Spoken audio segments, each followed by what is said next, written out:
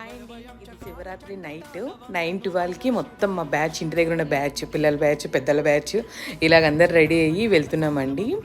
అంటే అన్ని గుళ్ళు చూద్దాము అని. చూడండి, ముందర ఒక బ్యాచ్ వెళ్తుంది, వెనకలో ఒక బ్యాచ్ వస్తుంది. ఇలా వెళ్తే ఎంత బాగుంటుందో. చాలా డేస్ తర్వాత వెళ్ళాము.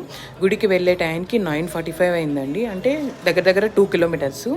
ఇక్కడ వెళ్ళాము. ఇక్కడ అయ్యప్ప స్వామి గుడి, దీని పక్కనే సాయిబాబా గుడి కూడా ఉంటుంది. అది మరి చెప్తాను. ఇక్కడ వస్తానే భజన చేస్తున్నారు. తర్వాత ఆ సైడ్ శివుడు ఉంటాడండి, శివలింగం ఉంటుంది.